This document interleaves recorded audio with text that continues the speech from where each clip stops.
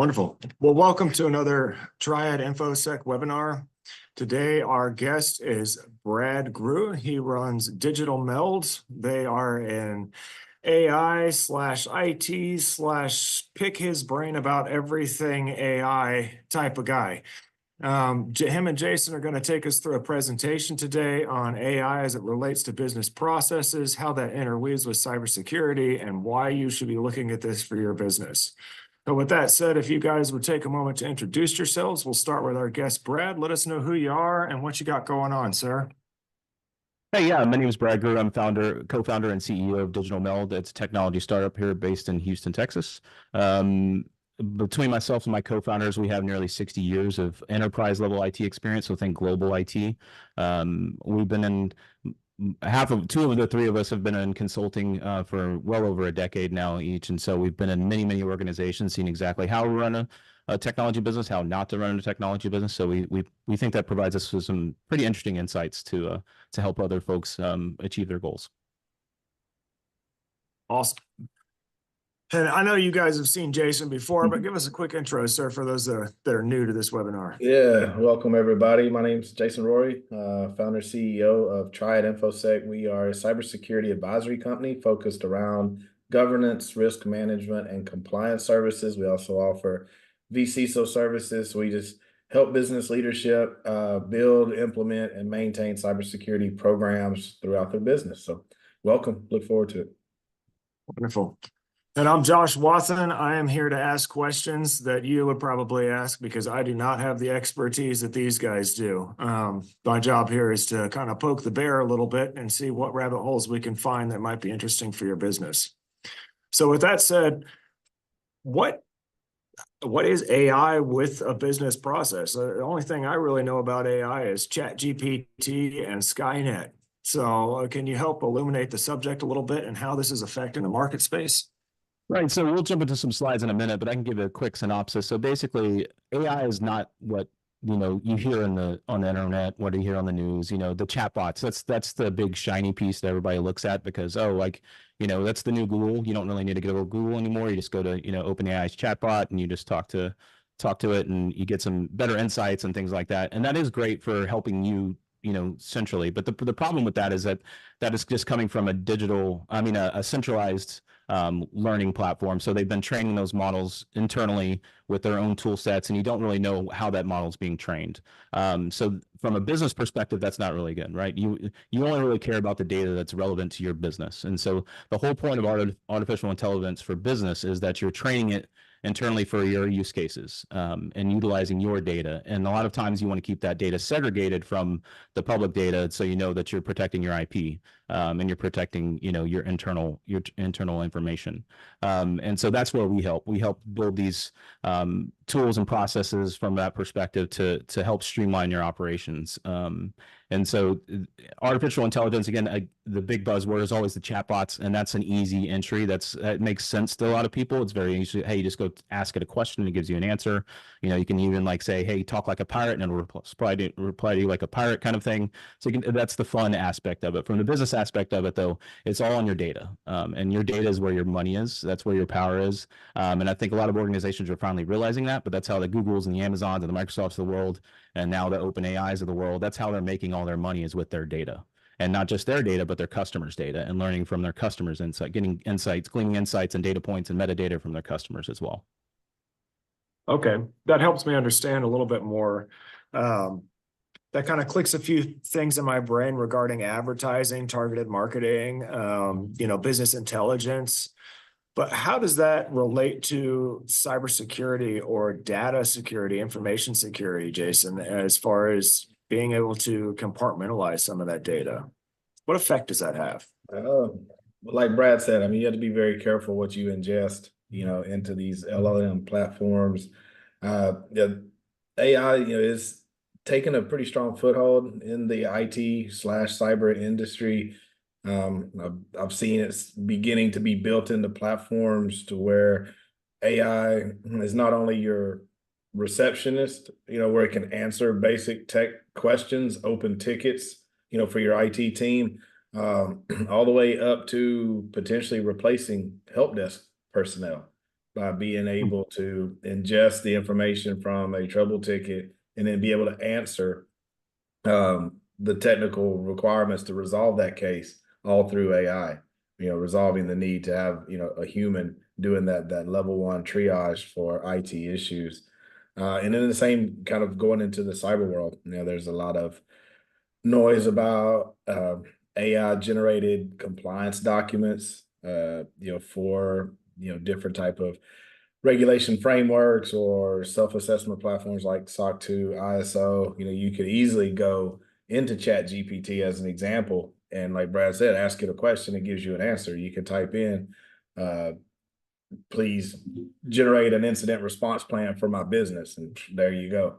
And a lot of people are using those as kind of the final product for their business, which carries a lot of risk. And so it may fine tune itself over time. I think we're a long ways out of that, a long way from training AI to be, specific enough for it to be a legitimate compliance project, in addition to, other things. But it is definitely disrupting, the IT cyber space in a way of automating a lot of things that have traditionally taken, human eyeballs to parse over to be correct. So, and then on the flip side is having the humans protect that information that's getting put into AI.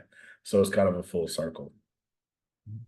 It's really interesting. So if I'm understanding correctly, there's a lot of efficiency to be had with utilizing AI. But there's still very much a relationship between the human that is the expert in the field, whether it be process efficiency, like what Brad is doing, or whether it be within security.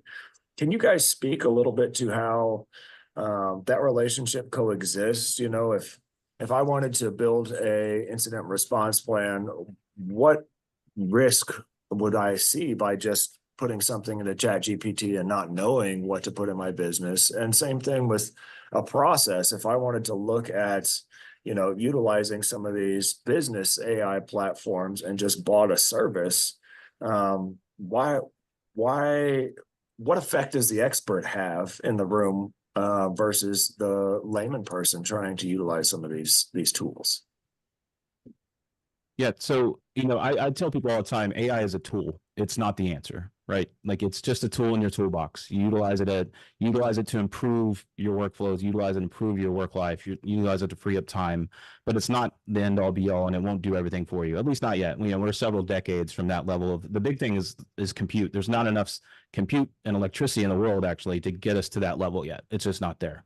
The technology will get there eventually, but I also tell people to not be afraid of AI. It's no different than any other tool that's come along before. The internet was going to take jobs, and typewriters were going to take, computers took jobs from typists. And I think people, we live in an evolve or die kind of society, and that's the way it's always been. We moved into the industrial age, and people adapted. We moved into technology age, people adapted. But there's always going to be a need for people. Because there's just things that computers can't do, or people are always going to do better. But then even then, you're always going to need people are going to want to know that there's people within that chain. And I had a great conversation with someone at an event yesterday evening talking about, I was in San Francisco for a conference a couple of weeks ago, and we took the Waymo, which is the automated driving car. And it was really crazy. After our third trip, we didn't even really notice anymore. The first two trips, we were like, wowed. And then we just started having conversations, my teammates and I, as we were at a conference, and it was just like a normal thing. But then like a gentleman asked us last night, he's like, would you fly on an airplane with that? And I'm like, oh, I don't know. There's a big difference between going down city streets at 30 miles an hour than, going 400 miles an hour at 30,000 feet. So I think you're always going to need that extra set of eyes. And that's, as we go through these slides, that's kind of how we approach things as well. You always need that extra set of eyes to kind of just, you're using it as a tool to streamline your processes, and then you're verifying. Yep.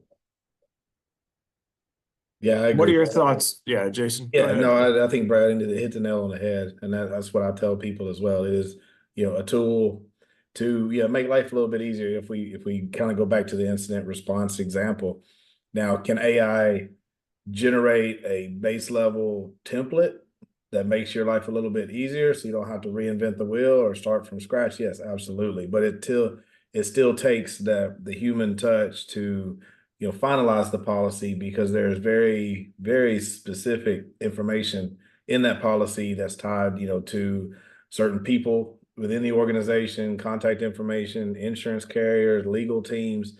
AI is not going to know these things for a while. Like Brad had mentioned, we're a long ways probably from getting to that level. So yes, use it to help the building blocks, to help as a starting point or a reference. Yeah, but it's not the answer. Don't generate it, put your name on it, submit it, as the final product, because you'll end up in a lot more trouble than it's worth. That makes a lot of sense. Sounds like the invention of fire, right? Yep. There can keep you warm, can help you out, can cook your food, but you still need a person in order to manage that fire. It can be used in the wrong way too and cause a lot of risk if you're not doing it correctly. This is very interesting. So with that surface level understanding, let's jump into this presentation you got, Brad, and start figuring out a little bit more about what this is all about. Sure. And this is a very high level presentation just to kind of get some talking points and maybe get the wheels turning in the head, to kind of talk about our processes and how we try to handle things. And so let me share that really quickly. Okay, so we can skip past the slides, just an introductory slide. The biggest thing people ask for is AI business process automation use cases. And so again, I think most companies, they have it on their, most executives especially have it on their radar because they see the cost savings aspect of it. They hear buzzwords, 20%, 30% cost savings for repetitive tasks and those sorts of things. And that's all of that is very true. But much like many things in enterprise space, especially SharePoint's an amazing tool, but if you ask people generally across most organizations, how do you feel about SharePoint? They're like, I hate it because it was initially set up. And when it was set up, it was like they just set it up and they didn't actually customize it to what the needs were of the users. And that's what we try to pride ourselves on is we sit down and we with the actual to get the use cases and then build a tool around you. I'm an IT guy. I don't know how engineers work. I don't know how, accountants work or, HR folks work. I need to actually sit down with them to get a better understanding of what their business processes are. And so that's the first thing. It's like you need to empathize with your users and understand how best it is. And so when you're pricing out the price of a tool, don't just price out the price of the tool, price out the price of adopting that tool in the proper manner. And that includes having those onboarding sessions and those sorts of things. But some key examples in here, then these are things that we've built for customers and we've actually used internally. We dog food, that's a term that comes from Microsoft in my days at Microsoft. But if I'm not going to generally sell something to a customer, if I don't have faith in it and use it in my own business. And so we use a lot of these things from our own perspective. And we've created customized customer service chatbots. This is one of the easiest things that you can do. One of the fastest things you can do. We've all been to websites where there's a little, chat box in the bottom right and you click that and you type a question and it gives you an answer. But in the past, that was just like, it would just search for keywords and then provide answers. Now it's more intelligent and you can train those fairly quickly. You can get this up and running in a matter of days. But you can also do that and just think internally. Let's say you're a consultant and you have customers and you have a customer specific chatbot. And so you train it on the project related materials specific to that customer. So if they ask hey, where's our documents for the drawings for, this project, it'll show them where those are.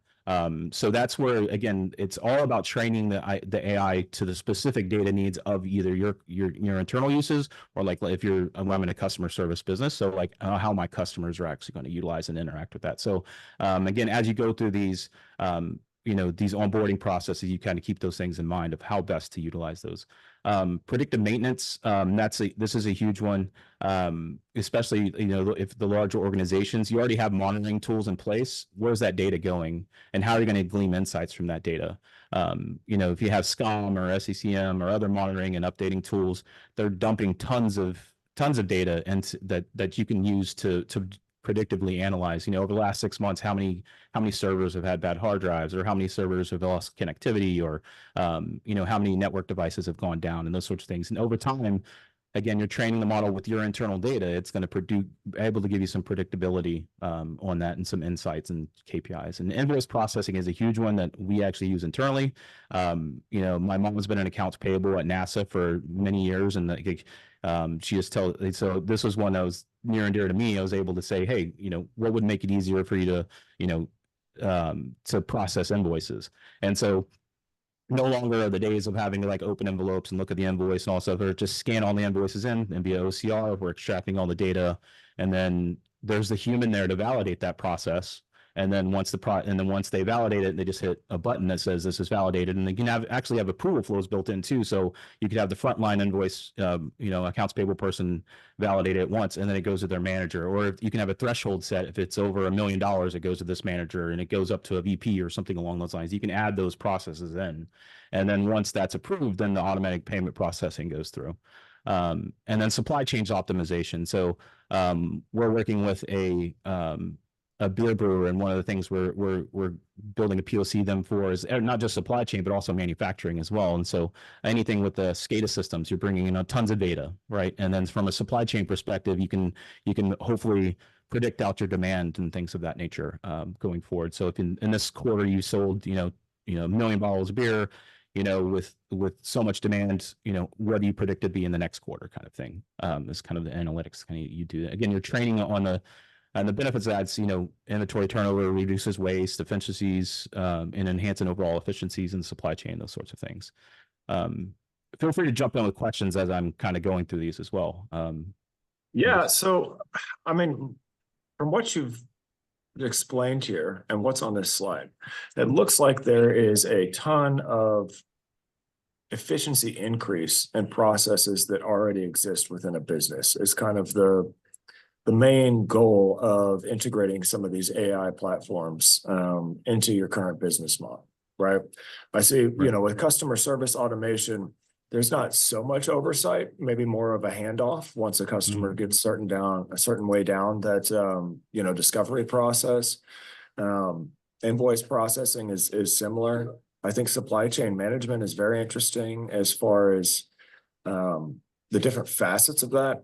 But one thing that's got me curious is the predictive maintenance and how that would relate to what Jason and I are doing with cybersecurity. I know that we talked yesterday about offering our clients the ability to utilize a SOC to basically, if you look at your network and everything that's involved in your business digitally as a garden, a SOC monitors every single blade of grass, every single leaf, the weather, and looks for bugs, looks for bacteria, and has an exterminator that can then parse that kind of stuff. So how are you seeing AI be utilized for functions like that to make sure that bad actors that are in your system are immediately caught and removed? Yeah, so that's the beauty. Those SOC systems are probably the most chatty tools within the IT universe, right? They capture so many data and so many metric points, and they have so many endpoints, and so that's one of the best ways. The big thing about AI is the more data you have, the more predictive, the more accurate your predictions can become. And so, and that's one of the ideal spaces was in that security space where you just get you have so many security logs, so much data, and so as you onboard, each little tier of the SOC or something along those lines, you're further improving the AI capabilities of the AI possibilities within that space. And again, the big thing that is from the predictive maintenance perspective, but you minimizes downtime, reduces maintenance costs, extends the lifetimes of equipment. It will be hard to show the value of that over time. It'll be, and I think I was an IT executive once, so I know you need to be able to show the value of an investment, right? And so investing in AI, the first thing that senior executives are the ones like, hey, what's our return on that? If we invest $1 million in this today, how long is it going to take to recoup that investment? And that's the beauty is as you have more data, it's easier and easier to show those recoups as well. Wonderful. So Jason, can you speak a little bit more to the value proposition behind a SOC, what that is, and how all this stuff kind of weaves together?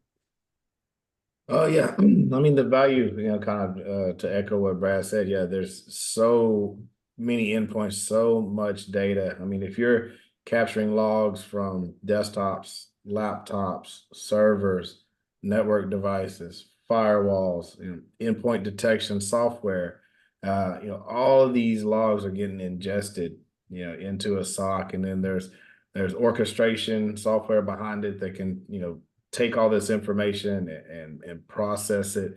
But like Brad said, with adopting AI in this, and the more data you feed it from all these threat intelligence sources out there, then the AI would get stronger to then be able to kind of detect that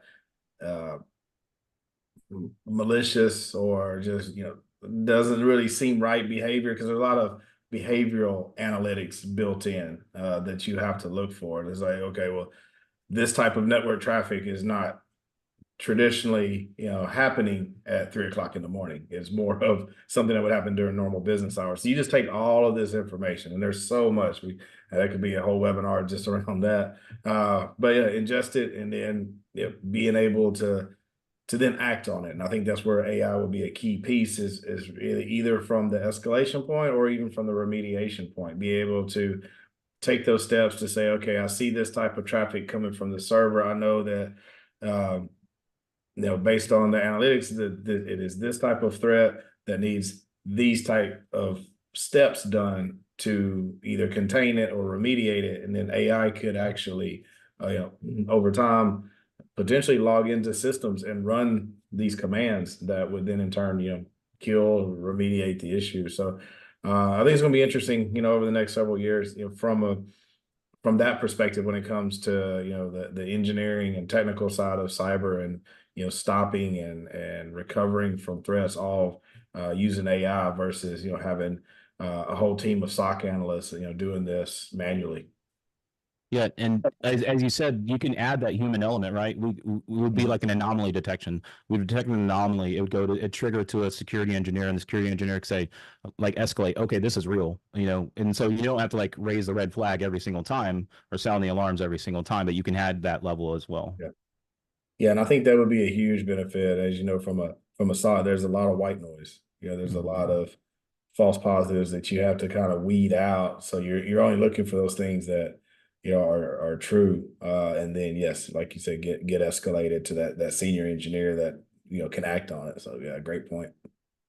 That's really interesting. So I kind of relate that to, if I travel and go purchase something big in a different country, I'm going to get my credit card flagged, right, as fraud. For the folks that aren't savvy with what a log is and things like that, I think the overarching principle here is that some sort of anomalies are pretty obvious, but the ability of AI to learn what is normal in your business over time as your business grows and changes, so that it recognizes new anomalies, is the way that you're going to stay ahead of the threat landscape. Am I correct in summarizing it that way? Definitely. As an easy example, that I think for most people to be monthly maintenance, right? So AI can learn that, hey, on the third Thursday of every month, you have monthly maintenance, and every evening. So don't freak out if the servers go down for 5 minutes during that time. And you can go much deeper than that, but I think that's something that everybody can stand. Like, it will learn that eventually, or you can train it, and it would just ignore those sorts of things. And so you do need to prune that white noise, as Jason referred to it as. But for the most part, it's better, at some point in security, obviously you have the chicken little effect, right? So you want to get it right. And so whenever you're going through that setup process, you want to, kind of like we do with the other services, as we're standing up, we need to empathize with the security folks. We need to know what they're looking forward to. It's a partnership. It's not just us coming in and like saying, hey, you need to set it up this way. We've done it 100 times before. It's true partnership. Wonderful. Awesome. Well, I'm excited to learn more. What else you got for us, Brad? So just a high level overview of kind of like what happens with, I think I have a couple of things, but for like the invoice management, it's a really popular one. And this is just the 4, main steps that come with that. So you have the data extraction, where you just extract the data, and you can do this in many ways. If it's sent to you via PDF, you can just read the PDF. The AI can read the PDF and capture the key metrics out of that.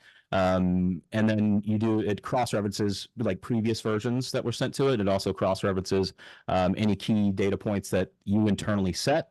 And then there's an approval workflow. Before, obviously, you don't want to just go pay invoices. There's been many stories from a cybersecurity perspective where people are paid out tens of millions of dollars in invoices over many years without even knowing, just because it's a large corporation. And so you want to add that same level in there. And again, you can add those threat indexes, those security related things as like, hey, this is an anomaly. We haven't paid out $1 million you know, we haven't paid out $1 million invoice in 10 years. Why would we have one now, kind of thing? And so you just add those little threat indexes kind of in there, and you build in an approval workflow. And that approval workflow could be as simple, as easy as, or as difficult as you want it to be, or as not difficult, but as detailed. We generally see when it comes to payments, there's at least 2 folks within that approval workflow. Just an extra set of eyes is always helpful. And then from that point, you automate. And again, between all these steps, it's automated. There's hardly any actual main things. So our goal is to remove anything that is a normal day-to-day physical task that you have to do, like taking the PDF and then scanning the PDF and typing in the data and those sorts of things. Those are like scanning a document and then typing in the data, or those like we're trying to remove anything that's a manual process.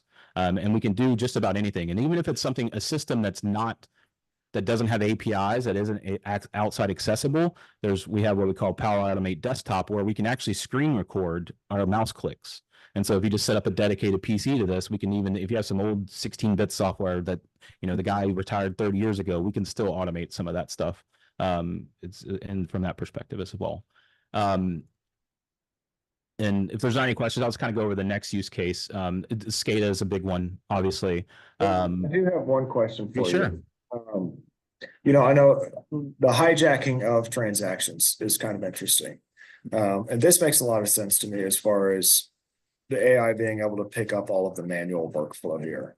I'm curious to ask a kind of an offensive question to see, is AI being used, you know, by hackers for hijacking certain, you know, scams, things like that? And how does that combat, right? Like if I'm implementing AI within my invoice management to try and prevent it, and a hacker is using AI to try and get in, what does that space actually look like? How do you stay ahead of the game? I can take that one, Jason. Yeah, please do. Yeah, I think Yeah. better position than I am for that. Yeah. So again, AI is a tool, right? And so any good tool, the nefarious actor is going to use it probably even at a higher pace and a better click than businesses, because businesses run a little slower because they're actually trying to make money and do things the right way. So just always assume that if you have access to it, the hackers have access to it, and the bad actors have access to it. And so from that perspective, that's where you put your checks and balance. You have your tool sets, like you know, your SOC, like Jason said, to catch those outside anomalies. Like you're getting IP addresses from, you know, Eastern Europe or China or Russia or something along those lines. You know, hey, we're a Texas-based business. We do business in a small region. There's no possible way that we would have someone from those areas. That's the easiest way, from the network level. Yeah. Then you have it, you know, again, you're training the AI on your internal systems. And so your AI knows who all your customers are, or who all your vendors are, and all the people you've paid to before. So maybe that's the most basic thing, is like, hey, have we ever paid this person before? No. Then that automatically a red flag that goes through a couple levels of approval. And so you just have to build your workflows around that perspective of, you have to take all of that into consideration. It's like, could this be exploited? But the beauty of this is all of this AI is internally working in your internal systems, not being exported out to the internet. And so for them to even know that you have AI working in that space is probably the most of the bad actors are looking for the low hanging fruit. They're mass sending out invoices to thousands of companies and hoping that one of them pays. You know, it's the same with the spam callers. Yeah, and I think that's a great point that people need to realize is, you know, there is a difference between external and internal AI.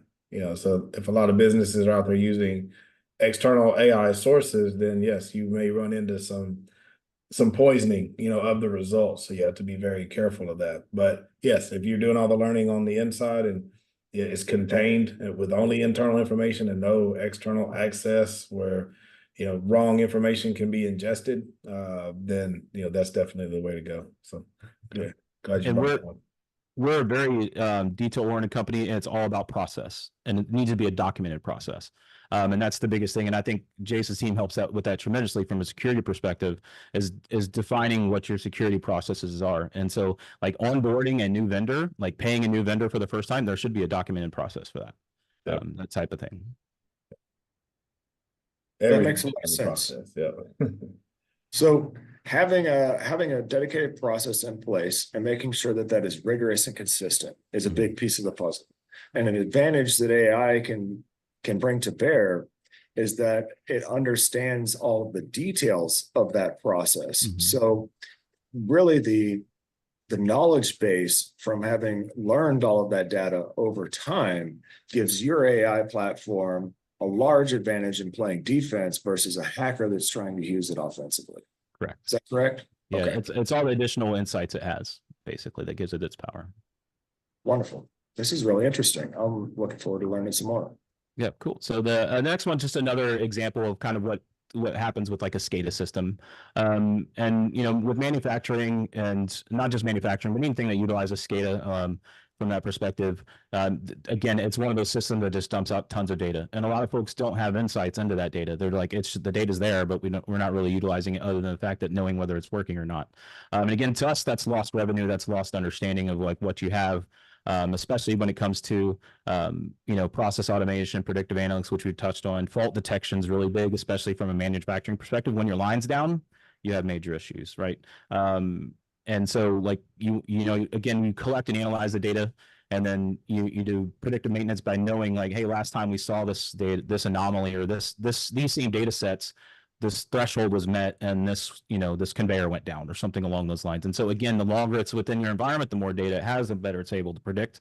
And then obviously what we're always looking for is a way to process to that process optimization. And so there's going to obviously be, you know, there's going to be ways to improve. To me, if you think you have the perfect automation or the perfect process, then you're probably you're probably just fooling yourself, because Elon Musk, which for all his flaws, like one of his things for SpaceX is the best process is no process. And he means that by like the shortest process ever, not having no process. So like you want to streamline that process to do rapid iterations. And we very much follow the it's in the future slide, but we very much follow the, hey, rapid iteration. Sometimes you're going to fail, but as long as you learn from those failures, it's worth learning. And then rather than so follow the SpaceX model rather than the Boeing model, is, we know Boeing's having issues with their Starliner at the moment. So, but SpaceX has been flying for 4+ years, and they had half the money to do it. So, Okay, so let me hit the pause button here, because when I see SCADA, I think some sort of bug, and I'm pretty sure I'm wrong. What is a SCADA system, guys?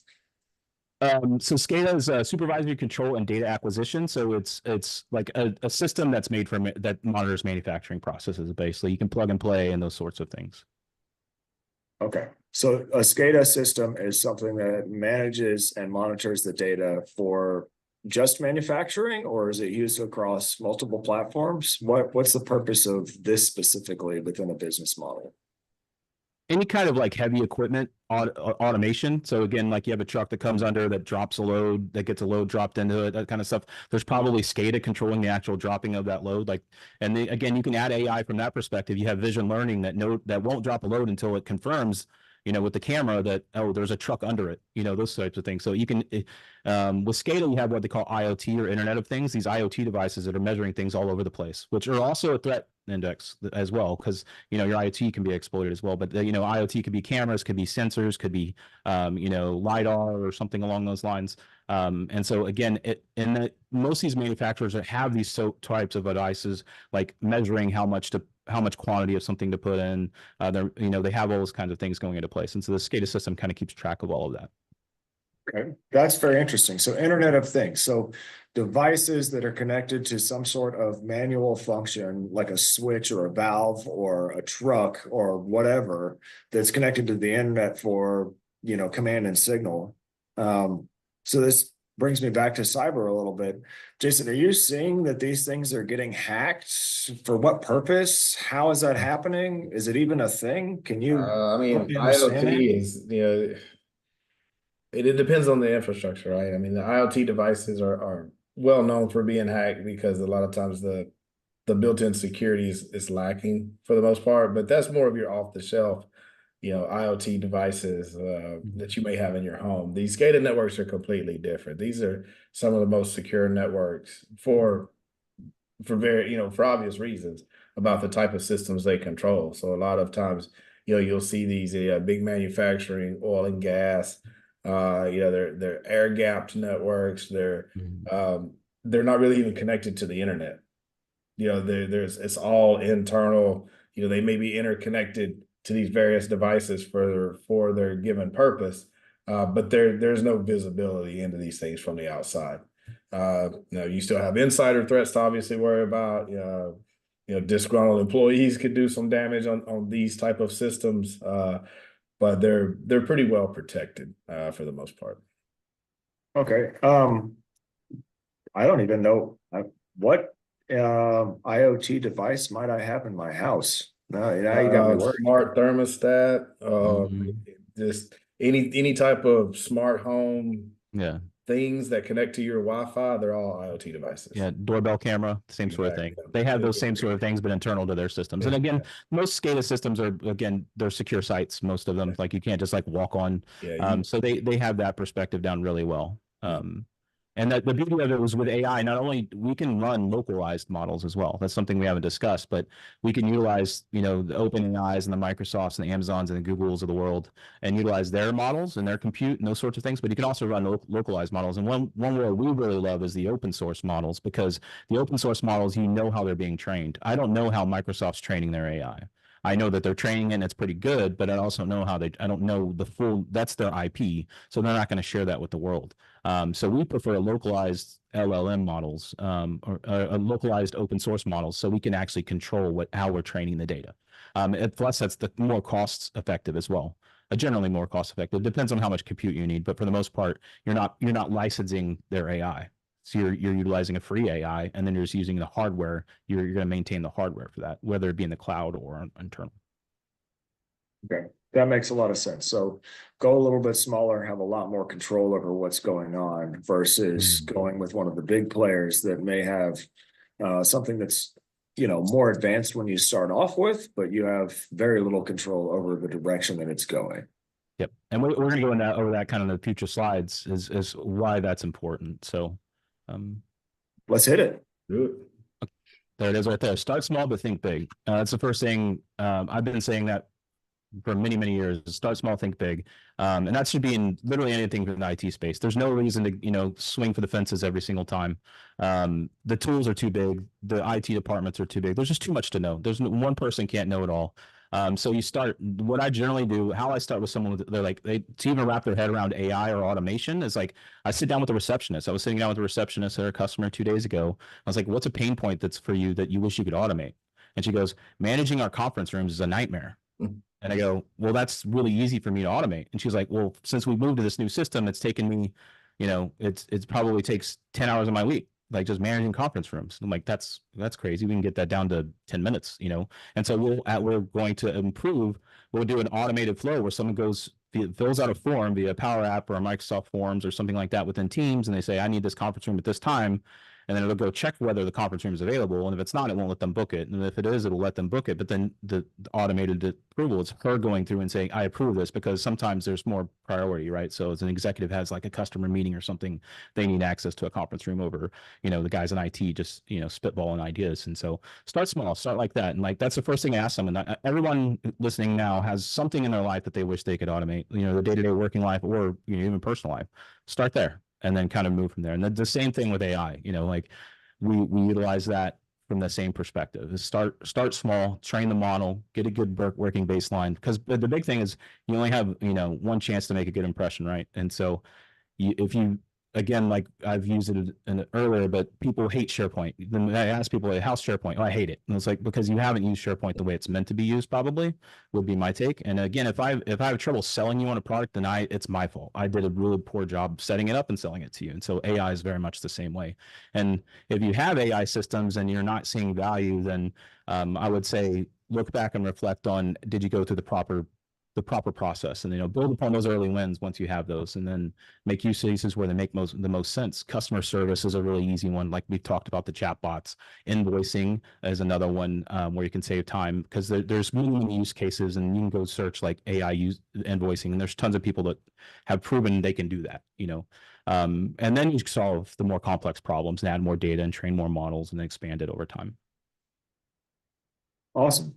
That makes a lot of sense. I mean, when you say conference room scheduling, I think Calendly, right? That seems to be a massive innovation that everybody's adopting when it comes to scheduling meetings. And it brings me down the line a little bit to back what we were talking about with some of the processes when it comes to security and the consistency around that. And I know we talked a little bit about the granularity behind getting into the machines and the logs and things like that, but when it comes to actually checking with HR, checking with IT, checking with your cloud server and all of those things to see if certain parts of your process are actually being implemented. Is AI a solution for that, or is it still a person? Is it a combination, like, one person managing the tool? What are you guys seeing in the market space when it comes to managing the overall processes and checking on things to make sure that, scans are being done, processes are being updated, market research is being implemented, things of that nature? Yeah, so that's actually a huge portion of our job is standardizing across an entire workforce, right? We're actually going through that process now with our current client, rather large client, and they're an engineering firm, so they have design standards, and they're all working on different projects, but they need to have a centralized design standard for the company as a whole. And then they need, it's a framework that's about 80 to 90% of what you need. And then there's 10% customization based upon the project and the project needs. And to make sure people are doing that, first of all, you have to have a centralized location. You have to have, and the biggest thing is you have to have leadership buy-in, and in leadership saying, hey, this is our way of doing it. This is Contoso, it's Microsoft's all-encompassing company, but this is a Contoso way of doing it. We're going to do it this way. Everybody's going to do it this way. Every department needs to fall in line, kind of thing. Without leadership, adopting anything across the company is going to be really, really difficult. That's the number one thing, is having key players on your team, and then working with the technology teams to work with them to again build those early wins. The early wins, once people see it and the wheels start turning, they see the value of that. Like even just as simple as helping a receptionist learn how to book, because if it's hard for her, then it's also hard for people booking those rooms, right? So they've had been rejected or something a day before their meeting, and then they're scrambling to find another meeting. It's something as simple as that. Those types of problems are compounded elsewhere in the company. Like, how do we manage customer relationships? What's our marketing standards? What's our design standards? Those sorts of things. And so, and you can utilize AI to go back to answer your question. There's a long way to answer your question, but you can utilize AI, because what we like to do is capture data points at every part of the process. And so the biggest thing for us to do is, like, when you go into departments, like do a process flow diagram, which for the engineering folks, you understand what that is, but a Visio document that says, I do this, and then it goes here, and then it goes here, and then it goes here. And then once you have those processes defined, then you can hold people to those standards. Until you have it documented, then people can't be held to a standard that doesn't exist. That makes a lot of sense. Jason, how are you seeing this implemented through, written information security policies, disaster recovery, things like that I know you're spending a lot of your time writing? Yeah, I think it's still in its infant stages based on what I had mentioned earlier, because it can't be trusted enough to be the final project or the final product. The legal take on it is, if you have a policy and the policy is wrong, or you're not following the policy to a T, then legally it's worse than having no policy at all. So you have to be very, very, careful when it comes to automating these things. Now, I will say that it's a great tool to get you a starting point. Maybe you're researching a disaster recovery policy and how to write that policy. Yeah, you can leverage AI tools and ask questions as reference points and double check those. So it can help speed up the process and be an assistant type to you to help formulate the final product. But AI generating the final product out of the gate, we're still a long, long ways from there, if we ever will be, just because of the legal nature behind, the policy language and the way it's implemented, especially in some of these heavily, regulated industries like healthcare and finance. Yeah, now I'll say defining the process and defining the procedures is a very human problem. You need to empathize and work with the teams and understand where they're coming from. Automating those processes once they're defined, that's where you utilize the tools and AI. That's how it's put it. Yeah. Okay. So something that we haven't really talked about, that I know that we deal with a lot, we talk about, 80-90% of hacks that a business sees are caused by a human, because the infrastructure is pretty sophisticated at this point. And the way you prevent that is through training. And so there's a lot of process automation here. How are you guys seeing any effect that AI is having with training your work staff? So you could certainly use AI to train the work staff. We've all go through those. The biggest thing is like the phishing examples. You send phishing tests to your users to understand who's under from that. You can use AI to like understand why people are doing that more, or those you can actually do heat maps based upon where they clicked within the email using a tool like Microsoft Clarity or something along those lines, and then pull that data in with AI. And then also, the telephone is the biggest thing as well. And so maybe you can, if you have access to the call logs, you have a better understanding. Again, here's a call coming from Russia or a call coming from an unknown number.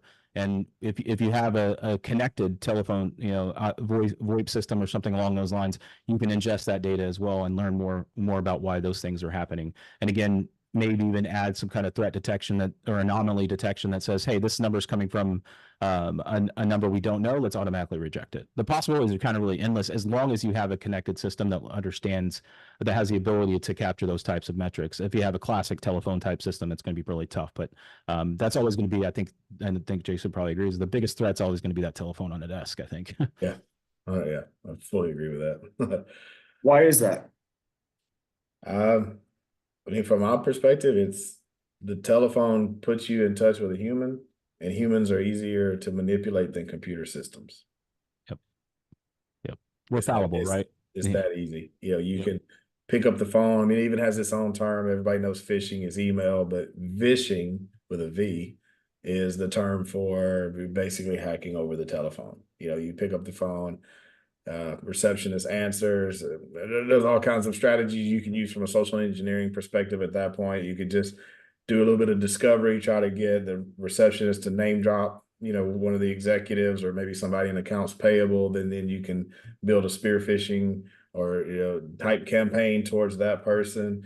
Or you could talk the reception into giving you access to her computer by posing as a member of the IT department or outsourced IT company, say, hey, I'm part of that team. I heard you had a computer problem. Go to this website, boom, you get connected, and then, they can kind of lay in the shadows from there. So yeah, I 100% agree. The telephones are dangerous, and people worry, a lot about emails, which they should, because that's where the vast majority of breaches happen. It starts with the email, but I think from a recon and discovery perspective, it's the phone and social media is where it all really begins. Mm-hmm.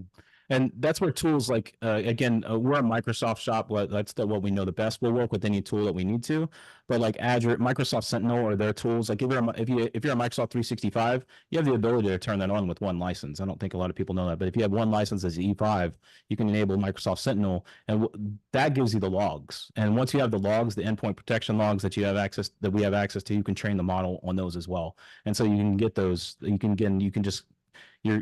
you're never going to be foolproof, right? So you want to be the most intelligent you could be, and that's capture as much information as you have. So whoever's hosting your email or whoever's hosting your work solutions, hopefully they have an API you can connect to, so you can or security logs that you can have access to, and then you can ingest that and learn and know more about those things. Yep.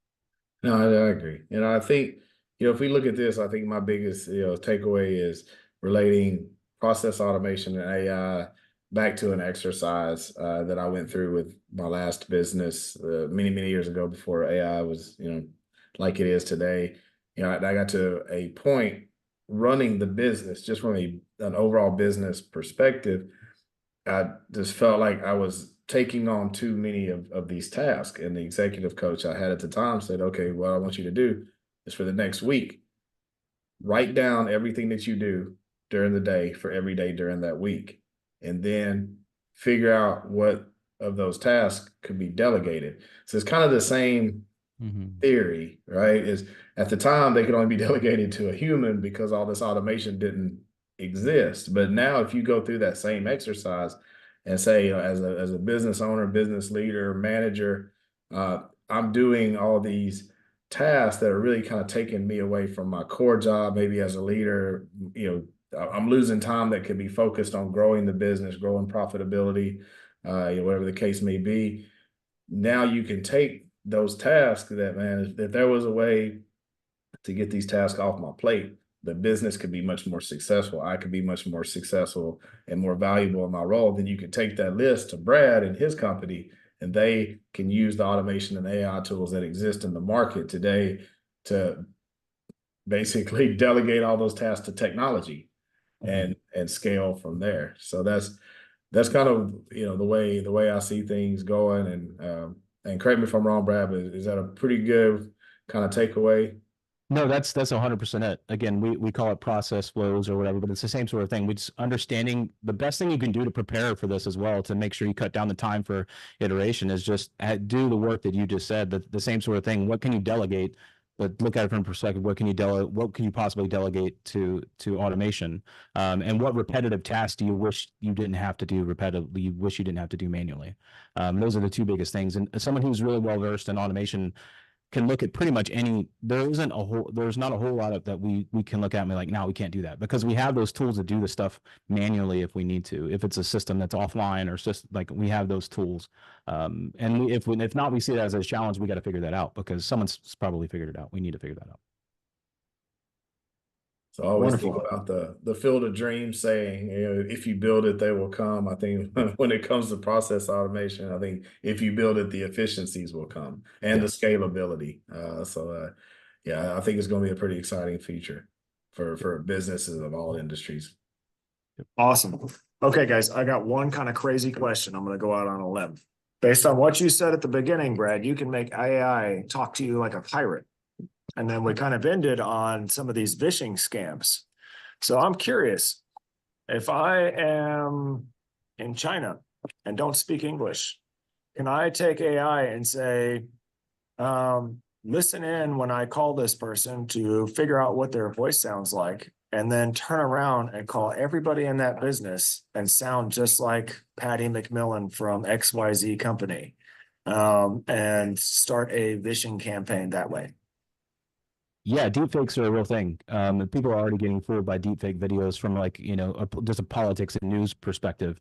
You can definitely deepfake voices, just like you can deepfake videos.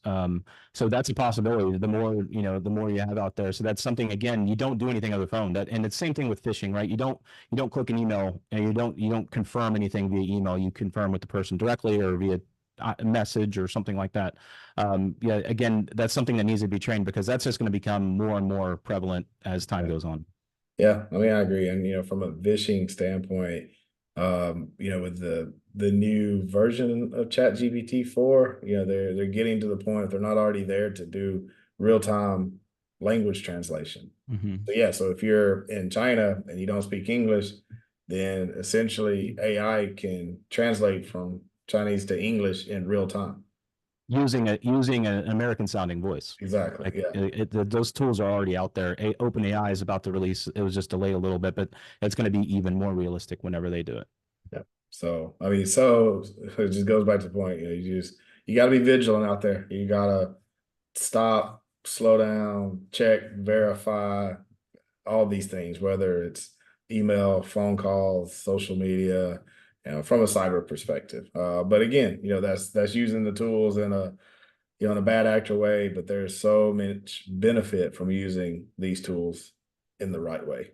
Yeah, and that's where the process comes in. Whenever you have a dedicated process and a written down process, anytime someone's asked to do something outside that process, that should be raising a red flag to them. Yeah. And so, like, if the CEO's texting texting accounts payable, hey, I need you to wire this to here, that's outside the process, so that should automatically. And again, process, and then process again. Yeah, that was another thing my executive coach drilled in my head. He's like, businesses run on systems and processes, not people. Yep. So you get your business to that point, then you're on the right track. Awesome. Well, I think the whole concept here brings me back to my military days when I was learning how to clear houses. That slow is smooth and smooth is fast. And the idea behind that concept is learn what you got to learn, put a process in place, don't trip over yourself and shoot your buddy in the foot. And when you learn how to do that, you actually end up increasing the speed and efficiency that you clear houses. And I think the same thing is true here for AI concerning offense within your business and improving efficiencies, and defense for your business when it comes to preventing hack and breaches. If you go slow, find an expert, They can help build out a process, then implement AI as a tool. You can drastically improve the efficiencies within your business so that you can focus on your core competency. Essentially, you can outsource your clerical work and any task that you do, and administrative work and any task that you do to AI within your business. And then when it comes to defending against how hackers are utilizing AI, it comes down to training and moving at a deliberate speed.